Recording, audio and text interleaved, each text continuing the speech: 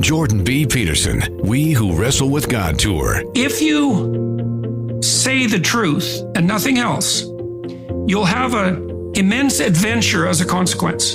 You won't know what's going to happen to you, but the truth will reveal the world the way it's intended to be revealed, and the consequence for you will be that you'll have the adventure of your life. Live at DAR Constitution Hall for 2 nights, June 9th and 10th. Get tickets now at Ticketmaster.com.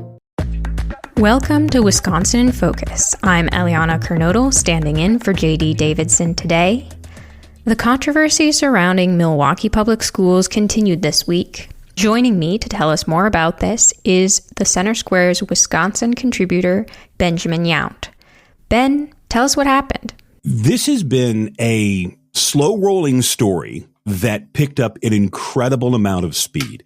It's sort of like you're riding your bike and then you hit that big hill at the park, and next thing you know, your feet are off the pedal and the pedals are just spinning on their own, and you don't necessarily know where it's going to go.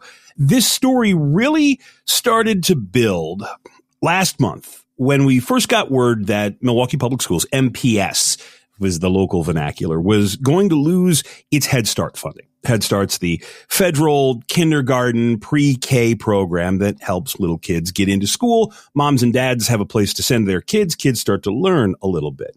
It turns out that there were issues, some neglect concerns, some safety concerns, and some missing reports. MPS have been warned, hey, you've got to fix this, you got to fix that, you got to give us a report that says you fixed it and explains how you're going to. Well, MPS never turned in that report, and so the federal agency in charge of Head Start suspended them for the rest of the month of May. Not a ton of money, but still enough in a district that had just had to go to taxpayers to get $250 million to make ends meet starting next year. A couple of days after that, a story broke that the Wisconsin Department of Public Instruction, the public school managers in the state, did not have critical financial reports from MPS that dated back to last year. And in fact, one of them was the audit for the last school year and the certified budget for the current school year. Keep in mind, today is the last day of school for most kids in Wisconsin, so the current school year is now ended. DPI, the state's Department of Public Instruction, said if they don't get those reports soon, they were due in September and December of last year, respectively. But if they don't get them soon, MPS could lose millions of dollars in both general state aid and special education money. And the kicker, if MPS's general state aid allocation is off, is changed, is screwed up or in limbo, that could affect every other school in the state of Wisconsin. That news broke late on a Friday. By Monday, we were hearing rumors that Milwaukee's public school superintendent could be fired. Marathon meeting on Tuesday. It went into early Tuesday morning, 2:00 in the morning. They announced that the superintendent, Keith Posley, has resigned. He took accountability sort of in the same way that you do when you're in a fight. Fine. Yes, it's all my fault. If the windows are broken out, it's my fault. If the grass is not cut, it's my fault. I take accountability for that. And he walked off. We wrote a story this week that he's going to get $160,000 cash, lump sum payment, July 1st, plus another month of pay here in June, plus $38,000 towards his retirement, plus health insurance to walk away.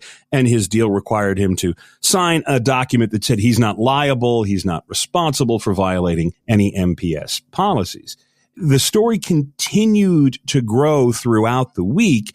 We saw a story that we filed just the other day. Former Wisconsin Governor Tommy Thompson, a Republican, the father of school choice here in Wisconsin, took to a meeting in Milwaukee, the Milwaukee Press Club, and laid out what the plan should be. And he said that it's time for the state of Wisconsin to either restructure MPS or to have someone else take it over, because Thompson again hammered away, said these schools, in addition to their late financial reports, in addition to the bureaucratic mess that is in Milwaukee, Milwaukee Public Schools continue to have some of the worst graduation rates, reading, writing, math scores. And Milwaukee Public Schools have the worst racial learning achievement gap in the entire country.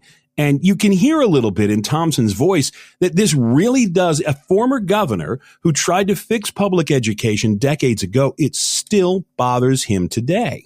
And what we're doing is we're failing. We're failing the students that go to Milwaukee Public Schools. We've been failing those students for 30 to 40 years. And now is the time to change. We do have an emergency, so let's do something about it. I'm advocating having a blue ribbon committee take a look at MPS from the beginning to the end and finding out what it is. I would also advocate very strongly of splitting up MPS into 4 equal school districts. Milwaukee Public Schools are, as you would expect, Wisconsin's largest school district. 30,000 something, 60,000 something kids. I can't remember.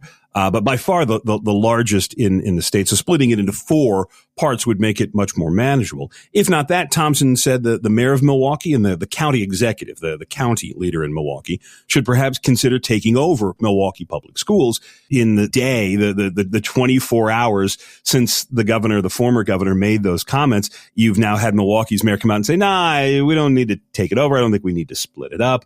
Number of Democratic state lawmakers doing what they have done and defending MPS to the hilt, saying that this is a problem of money. And if the Republican legislators in Madison would simply have funded Milwaukee Public Schools, there wouldn't be these problems. The final twist in this is a Milwaukee alderman who is now telling the city's school district not to go ahead with its full $250 million referendum. Voters in April approved a plan that would raise property taxes to send $252 million to MPS each year for the next, several years.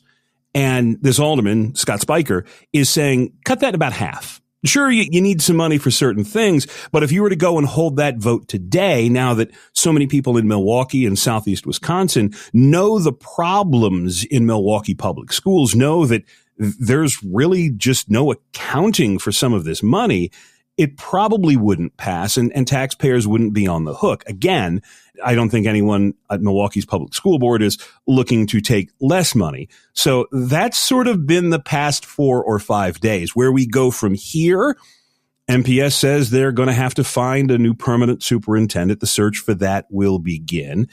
The state says it's still waiting on some of the numbers from MPS to finalize those late reports. We're waiting to get the July 1st state aid payments that are to be sent out. And, Milwaukee Public Schools are going to end their school year this week. Kids are going to go home from the summer. And very quickly, we're going to go from all manners of attention on Milwaukee Public Schools to a long summer of nothing. And I guess we just have to wait and see what next school year brings. It's interesting. We're also waiting on the latest reading, writing, and math scores. Those are due out next week. And we'll see if there's been any educational improvement in MPS, because it certainly appears all of the evidence that we've seen over the past 5 days says there's been no bureaucratic improvement in MPS for, Tommy Thompson said 30 to 40 years. Well, Ben, thank you for your insights on this story. Listeners can keep up with this story and more at thecentersquare.com. Jordan B. Peterson, We Who Wrestle with God Tour. If you say the truth and nothing else, you'll have an immense adventure as a consequence.